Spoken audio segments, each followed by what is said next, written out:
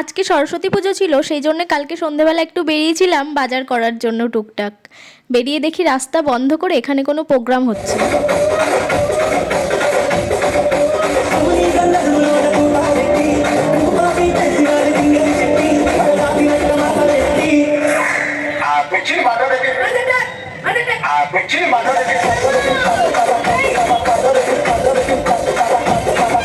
আমরাও একটু দাঁড়িয়ে প্রোগ্রাম দেখে নিলাম।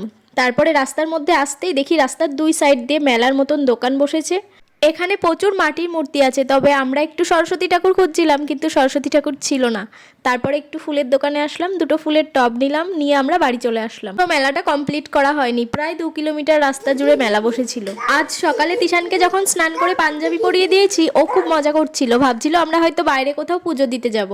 ওর বাবার ডিউটি ছিল, সেই জন্য আর কোথাও বাইরে যাওয়া হলো না। আমি ঘরেই ঠাকুরগুলো একটু মুছে নিচ্ছি, ঘরেতেই পুজো দেবো।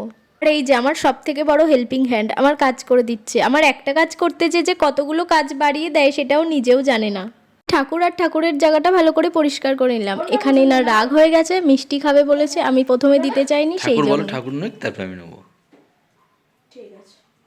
আগে সারা বছর এই দিনটার জন্য অপেক্ষা করে বসে থাকতাম, কবে এই দিনটা আসবে, শাড়ি পরে একটু অঞ্জলি দিতে যেতে পারবো। আর মায়ের আলমারির সব থেকে সেরা শাড়িটা এই দিন বেরোবে, আর তার প্রস্তুতি চলবে আরও 2 দিন আগের থেকে। যাই হোক, আজকে চ্যাট জিপিটির সহায়তায় আমরা অঞ্জলি কমপ্লিট করলাম।